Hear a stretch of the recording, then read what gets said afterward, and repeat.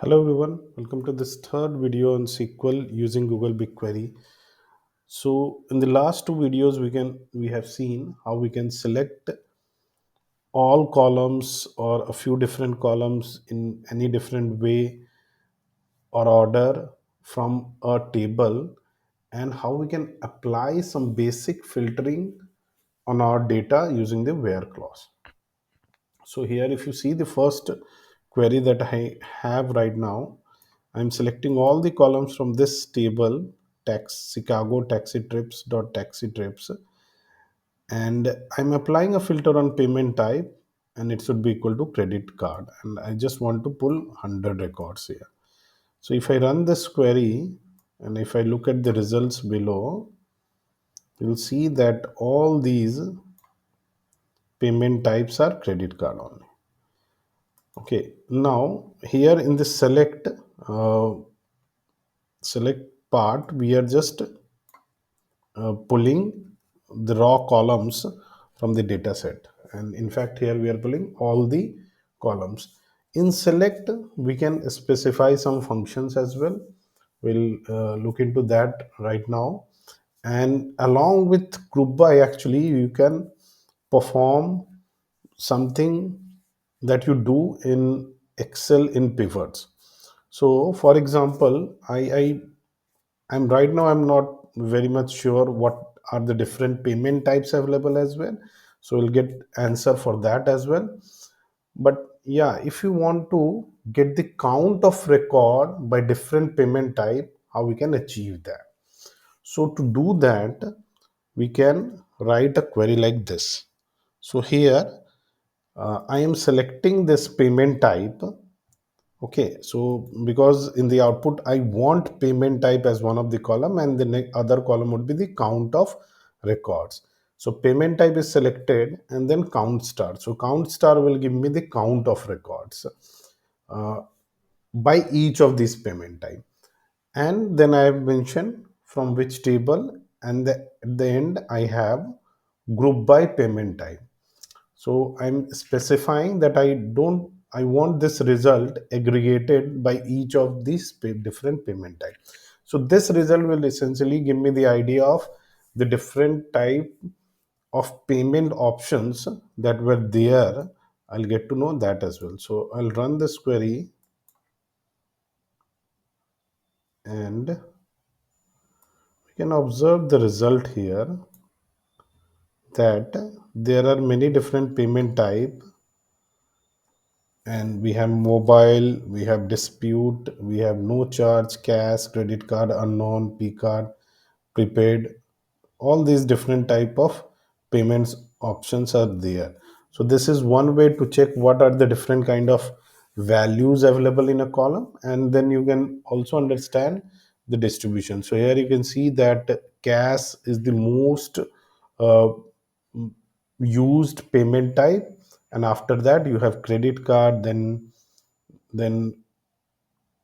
I think PR card, actually mobile, and then PR card, and then you have unknown. Okay, and but the result, if you see here, you are getting F0 underscore. You're not getting any column name, so that you can specify as count of records. If I mention this in the output,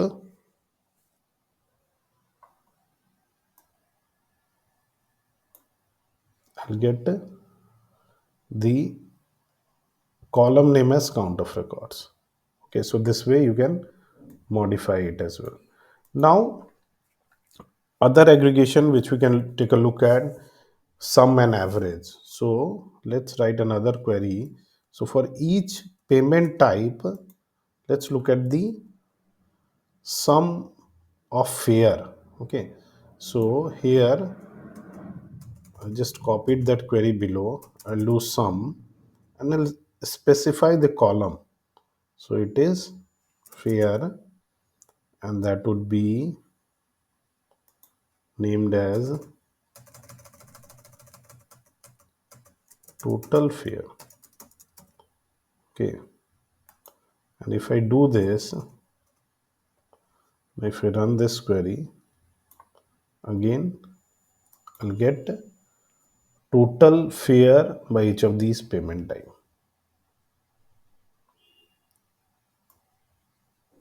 So you see the numbers are actually, it's difficult to understand from here if you don't sort it, but yeah, I can sort the result here. So you see credit card has the highest value of total fare, then you have cash, then PR card, then mobile. Okay, so this way we can get this sum. So I just calculated it on fare. You can try it out on maybe trip miles as well. Now if you want to get the average fare for each of these payment time, so that also can be done. So there we will have to use a function average avg, and then it would be average fare. So you see, the syntax remains kind of same. You just change the function using which you want to aggregate, but yes, at the end you have to use group by.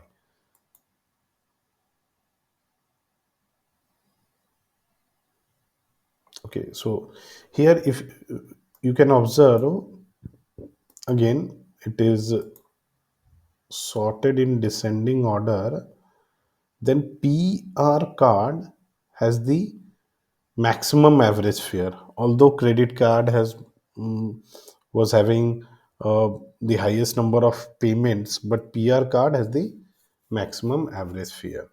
So this way, using the group by clause, you can explore a few things about the data, and you can use it in a few different way. Actually, you can get a summary, uh, or you can actually create results like this by grouping it on two different variables as well. So for example, if I want to get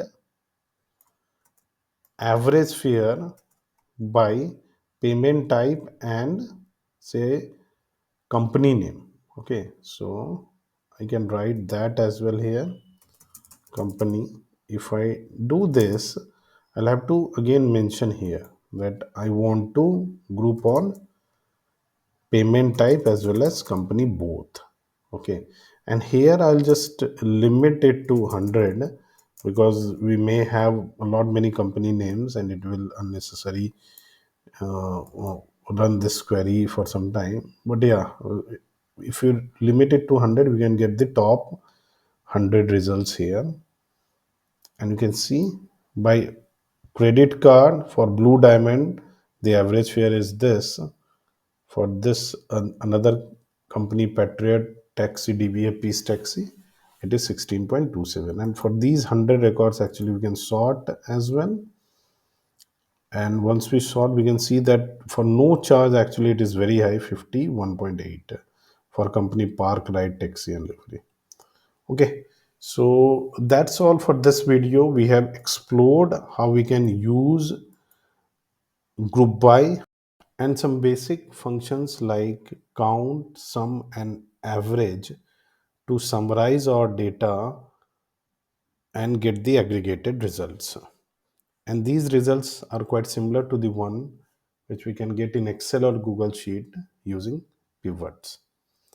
So I hope you like this video. Do subscribe my channel. See you in the next video. Thank you.